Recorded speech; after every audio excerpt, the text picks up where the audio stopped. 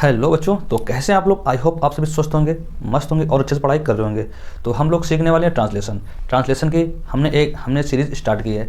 Translation बहुत केवल छोटा नहीं होता है, बहुत बड़ा होता है। तो ट्रांसलेशन के बहुत सारे वीडियो हम लेकर आएंगे। तो डेली हम एक वीडियो अपलोड करेंगे और हर छोटे से छोटे कॉन्सेप्ट को आसानी से सीखेंगे और आप खुद नहीं जान पाएंगे कि आप ट्रांसलेशन कब सीख गए। मोस्टली स्टूडेंट्स में यही प्रॉब्लम होती है कि उनको ट्रांसलेशन अच्छे से नहीं आते हैं। अच्छा, ट्रांसलेशन का बेसिक मतलब ये होता है कि हम कोई भी बात हिंदी से कर रहे हों, ठीक है, बस अगर कोई भी बात हिंदी से कर रहे हों तो उसका कन्वर्सेशन या उसको इंग्लिश में ट्रांसलेट कर सकें। बस हमें इतनी इंग्लिश अगर आ रही है तो हम लोग कुछ भी समझ सकते हैं। कहीं पे भी जाकर अगर हमसे कोई बात बोल रहा है तो हम लोग उसकी बात को समझ सकते हैं। और अगर आप basic Hindi to English translation कर पा रहे हैं तो जाहिर सी बात है आप इंग्लिश टू हिंदी भी आप बना सकते हैं। अगर आपसे किसी ने इंग्लिश में कुछ भी बोला तो आप समझ सकते हैं। आप लोग बहुत सारी मूवीज़ देखते होंगे, बहुत सारे सीरियल्स देखते होंगे, तो उसमें बहुत सारे ऐसे सेंटेंसेस होते हैं जो हमारे डेली बेस पे यूज़ किए जाते हैं। तो हम लोग उनको सीखेंगे, वो कुछ नहीं होता, सिर्फ ग्रामर होती है, ठीक है।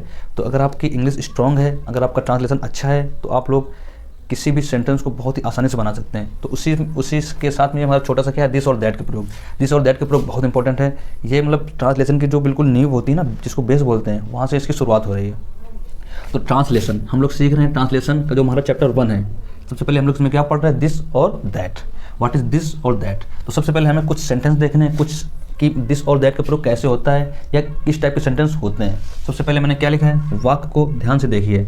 This is a pen. आप लोग बहुत सारे ऐसे सेंटेंस बोलते होंगे, this is a pen, this is a pencil, this is a notebook, आप लोग बोलते होंगे, ठीक है। फिर क्या है, दैट इज़ अ बॉक्स, वह एक बॉक्स है।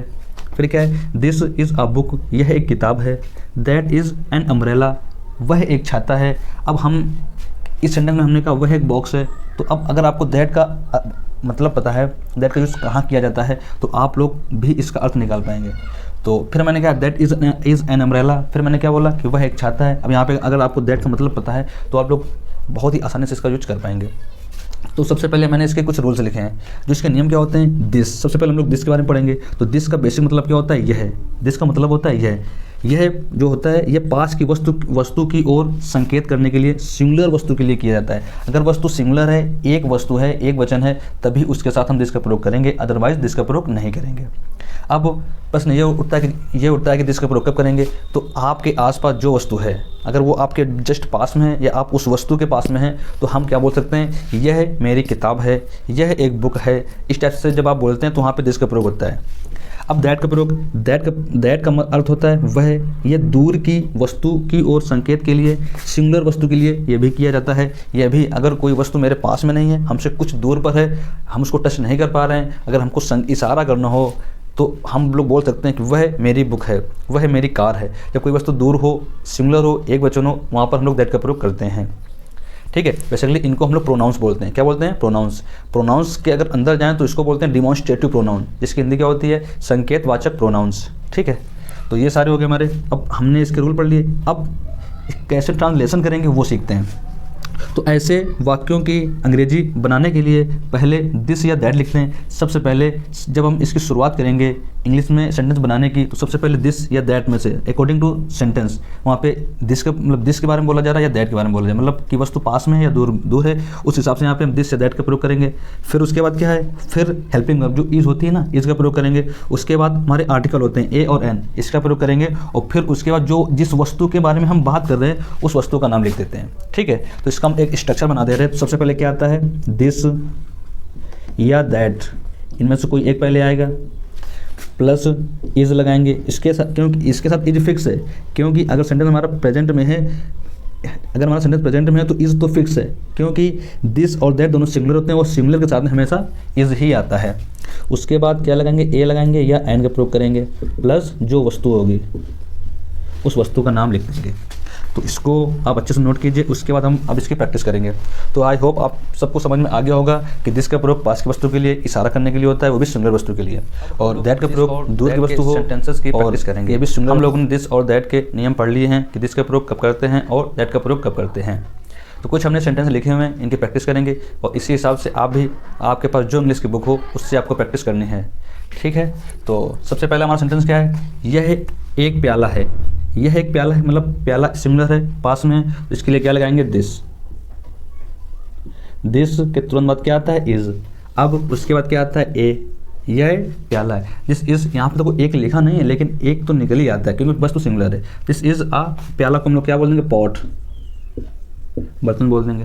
फिर क्या है, यह घोड़ा है। हिंदी में नहीं लिखा है कि यह एक घोड़ा है लेकिन समझ में आ रहा है ना, तो क्या लिखेंगे, this is a horse, this is a horse. फिर क्या है, यह लड़का है, तो क्या लिखेंगे, दिस इज़ आ बॉय। यह एक लड़का है, यह एक लड़का है या केवल ये लड़का है। सबसे पहले हमारा क्या आ रहा है, दिस आ रहा है, उसके तुरंत बाद इज आ रहा है, तुरंत बाद ए आ रहा है। उसके बाद हम जिस वस्तु के बारे में या जिसके बारे में बात करें वो वस्तु यहाँ पे लिख रहे हैं। अगला क्या है, यह पंखा है, तो क्या लिखेंगे, दिस इज़ आ फैन, हो गया। फिर क्या है, यह कुर्सी है, तो क्या लिखेंगे, this is a chair, this is a chair. फिर क्या है, यह एक कुत्ता है, तो क्या बोलेंगे, दिस इज़ आ डॉग। फिर है, अब यहाँ पे हम लोग वह गलत क्योंकि सारे सेंटेंस यह के आ रहे हैं ना। वह किताब है, तो यहाँ पे क्या बोलेंगे, दैट इज़ आ बुक,